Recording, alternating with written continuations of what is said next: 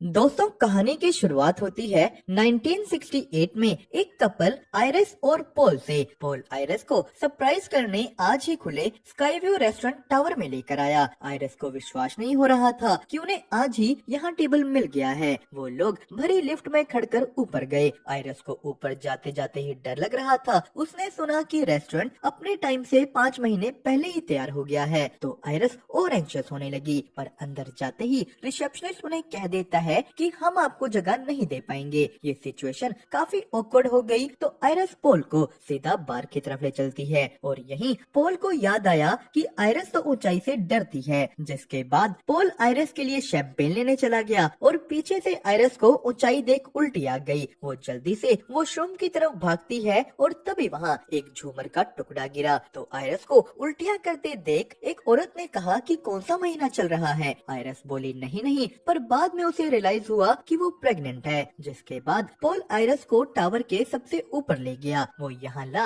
Iris को propose करता है, तो आयरिस ने भी उसे अपनी प्रेगनेंसी के बारे बता दिया। दोनों जने खुश हो जाते हैं। पोल ने आयरिस को रिंग पहनाई, पर यहीं एक लड़का नीचे सिक्के फेंक रहा था और उसका एक सिक्का सीधा चला जाता है टावर के एसी डक्ट में। उसने यहाँ एक पंखा रोक दिया, तो आयरिस और पोल जाकर नीचे सेलिब्रेट करने लगते हैं। पर उनके भी नीचे उस सिक्के की वजह से एक गैस लीक होने लगी और उस झूमर के टुकड़े की वजह से यहाँ ग्लास में भी क्रैक आने लगता है। आयरिस को फील होने लगा कि कुछ तो गलत है, तो तभी ये शीशा टूट गया, जिससे लोग नीचे गिरकर मर जाते हैं। पोल भी इन्हीं लोगों में से एक था। वो भी नीचे गिरकर मर गया। तो टावर के अंदर मची भगदड़ में एक औरत को आग लग जाती है और ये आग उस गैस की वजह से और फैल गई। जिसके बाद आयरिस बाकी लोगों के साथ नीचे की ओर भागती है, पर टावर बीच में से ही टूट गया। आयरिस लिफ्ट की तरफ भागी तो लिफ्ट पूरी भरी हुई थी। उसे अंदर घुसने की जगह नहीं मिल रही और जो आदमी उसकी जगह लिफ्ट में घुसा वो लिफ्ट के गेट में ही फंसकर मर जाता है। आयरिस फिर से टावर में ही भागने लगी और यहीं उसके सामने धीरे धीरे आधा टावर नीचे की ओर झुकने लगा। आयरिस किसी तरह यहाँ से भी बचती है, पर बहुत से लोग टावर के शीशे पर लग गए थे और उनके ऊपर एक पियानो है, जिस पर जब वही सिक्का गिरा वो पियानो भी जाकर लोगों पर गिर गया। तो नीचे पियानो सीधा उस सिक्के गिरने वाले लड़के पर गिरता है। जिसके बाद आधा टावर टूट गया और आधे टावर में किसी तरह आयरिस जिंदा है। तो उसे यहाँ एक छोटा बच्चा दिखता है। आयरिस ने उसे बचाने की कोशिश करी, पर वो दोनों भी नहीं बच पाते। जिसके बाद हमारे सामने आता है कि ये सब स्टेफनी नाम की लड़की का एक सपना था। उसे रोज रात को यही सपना तंग करता है। दरअसल आयरिस स्टेफनी की नानी का नाम था, जिन्हें वो आज तक कभी मिली भी नहीं। तो स्टेफनी की दोस्त कहती है कि जाकर अपने घर इस सपने के बारे पता करो। स्टेफनी अपने घर जाती है। उसने जाते ही अपनी मोम का सामान ढूंढना शुरू कर दिया। स्टेफनी अपने डैड से अपनी नानी के बारे पूछती है, पर उन्हें कुछ नहीं पता था। तो तभी स्टेफनी का भाई उनके मामा के घर जा रहा था, जिस पर स्टेफनी भी उसके साथ चल दी। स्टेफनी अपने भाई को अपने सपने के बारे बताती है। तो स्टेफनी के मामा के घर उनके 3 बच्चे थे। स्टेफनी ने अपने मामा से अपनी नानी के बारे पूछा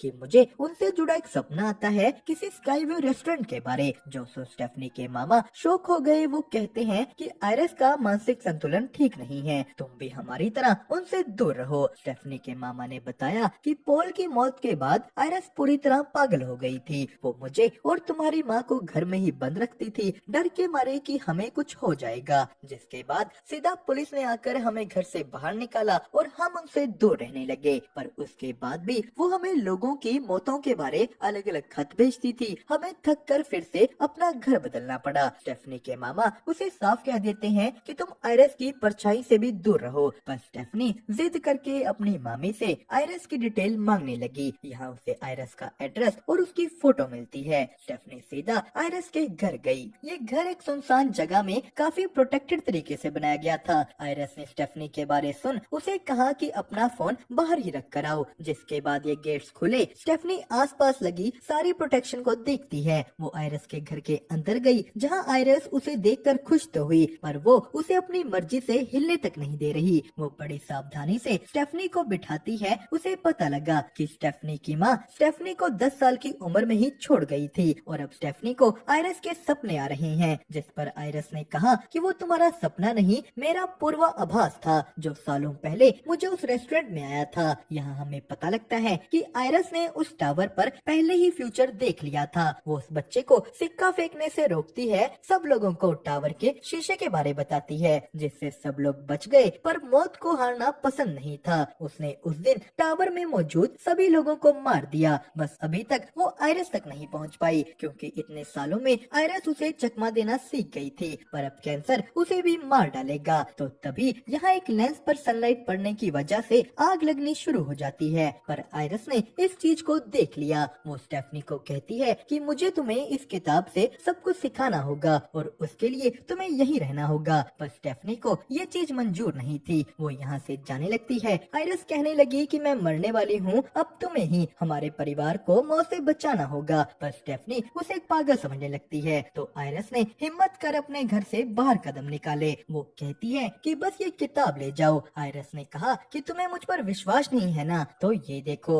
आयरस स्टेफनी के सामने ही मर जाती है। स्टेफनी इस चीज से शॉक में चली गई। वो कहती है कि मुझे वहाँ जाना ही नहीं चाहिए था। और तभी यहाँ एंट्री हुई स्टेफनी की मॉम डार्लिन की। स्टेफनी और उनका भाई उन्हें देखकर इमोशनल हो गए। स्टेफनी बिना अपनी मॉम से बात करे यहाँ से निकलने लगी कि वो हमें छोड़कर चली गई थी। तो स्टेफनी का भाई बोला कि तुम में और उनमें कोई फर्क नहीं है। मैंने भी तुम्हें पिछले टाइम में बहुत कॉल्स किए, पर तुमने एक भी नहीं उठाया। स्टेफनी का भाई कहता है कि तुम और मॉम एक जैसे ही हो। जिसके बाद सीन शिफ्ट हुआ स्टेफनी के घर। वो यहाँ आयरस की किताब देखती है। तो कहानी आई इधर स्टेफनी के मामा के घर। सब लोग साथ में लंच करने की तैयारी कर रहे थे, पर यहीं एक ग्लास टूटने की वजह से कांच का टुकड़ा आइस में चला गया। और तभी यहाँ स्टेफनी की मॉम आई। वो कुछ कुकीज लेकर आई थी, पर एक लड़के बॉबी को पीनट से एलर्जी थी। जिसके बाद वो बर्फ का टुकड़ा इन लोगों में से एक के ग्लास में जा चुका था। तो जूलिया नाम की एक लड़की के गले में कुछ फंसा, पर ये बस कोई कीड़ा था। तो सीन शिफ्ट होता है स्टेफनी पर। उसे वो बुक पढ़कर मौत के तरीकों का पता लगा। और इधर भी उनकी ट्रेम्पोलिन के नीचे एक नुकीला औजार पड़ा है। यही स्टेफनी के मामा ने स्टेफनी की मॉम डार्लिन को कहा कि अब हमारे साथ रहने लग जाओ, पर उन्होंने मना कर दिया। तो तभी स्टेफनी डर के मारे यहाँ आ रही थी और वो कांच का टुकड़ा स्टेफनी के डैड के क्लास में है। पर तभी डार्लिन ने ट्रेम्पोलिन के नीचे का औजार देख लिया। वो उसे निकाल कर साइड रख देती है, पर मौत हार नहीं मानने वाली थी। वहाँ एक बियर की बोतल गिरने से पानी की पाइप ऑन हो गई। ये सभी औजार हिलने लगे।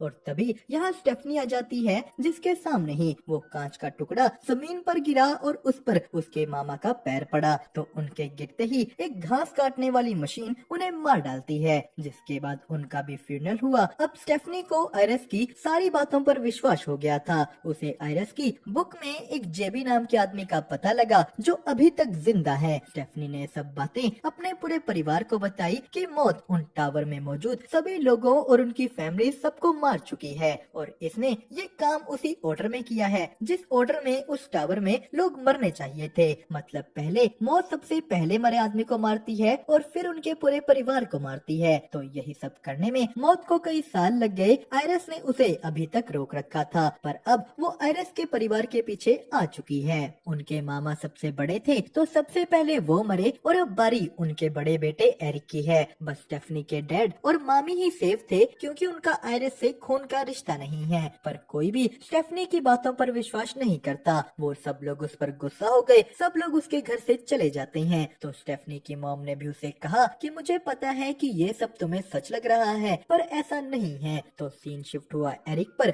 वो एक टैटू और पियर्सिंग स्टूडियो में काम करता था, पर यहाँ भी स्टेफनी उसे मैसेज कर तंग किए जा रही है। एरिक ने उसके मैसेजेस को इग्नोर कर खुद पर एक टैटू बनाना शुरू किया। वो डैड नाम का एक टैटू अपने हाथ पर बना लेता है, पर तभी म्यूजिक के बेस से कुछ चीजें गिरने लगी। एरिक के फैन के पास की एक चेन नीचे आकर उसकी नाक की पियर्सिंग में लग जाती है और पंखा घूमने की वजह से ये चेन टाइट हुई। इसने एरिक को ऊपर खींच लिया और तभी यहाँ आग भी लग जाती है। एरिक बड़ी मुश्किल से इस चेन को खोलता है, पर जैसे ही वो नीचे गिरा पूरे स्टूडियो में आग लग गई। जिसके बाद सीन शिफ्ट होता है स्टेफनी पर। एरिक कल रात से उसके मैसेज का जवाब नहीं दे रहा था, पर एरिक जिंदा है। वो बताता है कि आग तो लगी थी पर मेरी लेदर जैकेट ने मुझे बचा लिया, बस उसके हाथ पर हल्की सी चोट लगी है। एरिक कहता है कि शायद मैं अमर हूँ। तो स्टेफनी उसे चेतावनी देने लगी कि कैसे तुम इन बच्चों के फुटबॉल लगने से भी मर सकते हो, पर एरिक स्टेफनी की कोई भी बात नहीं सुन रहा। यहाँ एरिक की छोटी बहन जूलिया भी आई, पर स्टेफनी का सारा ध्यान एरिक को सेफ रखने पर था।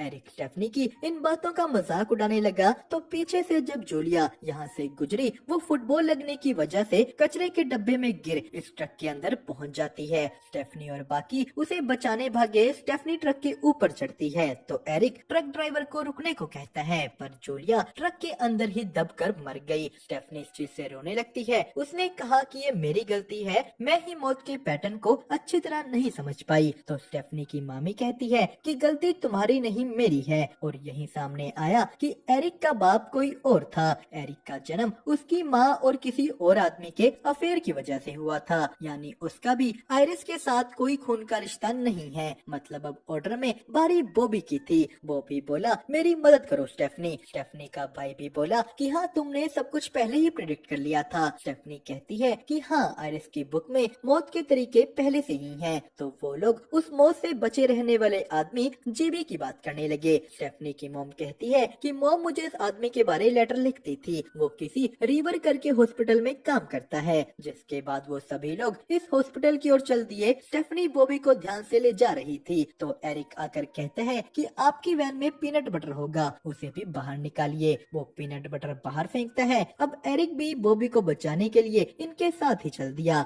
जहाँ रास्ते में स्टेफनी और उसकी मॉम बात करते हैं। स्टेफनी के पूछने पर कि आप हमसे दूर क्यों चली गई, डार्लिन कहती है कि मुझे भी आयरिस ने हर वक्त मौत को देखना सिखाया था और मैं भी डर के मारे तुम लोगों के ऊपर रोक टोक लगाने लगी थी, पर जब मुझे तुम्हारी आंखों में वो डर दिखा जो बचपन में मेरी आंखों में था, तब मैं तुमसे दूर चली गई। जिसके बाद वो लोग हॉस्पिटल में जाकर उस आदमी जेबी यानी जॉन ब्लडवर्थ से मिले। वो उनके पूरे परिवार के नाम पहले से ही जानता था और यही हमारे सामने आया कि जॉन वही छोटा सा बच्चा है जिसे आयरिस ने बचाया था। जॉन बताता है कि आयरिस ने मुझे ढूंढकर सब कुछ समझाया है। मौत से बचने के बस दो ही तरीके थे, या तो मर जाओ या मार डालो। अगर मरने वाला इंसान किसी ऐसे की जान ले लेगा जिसकी अभी मौत नहीं आई तो उसकी बची जिंदगी तुम्हें मिल जाएगी। और दूसरा तरीका था कि मरकर जिंदा हो जाओ। बहुत सालों पहले एक औरत मौत आने पर मर गई थी, पर उसके डॉक्टर ने उसे दोबारा जिंदा कर दिया,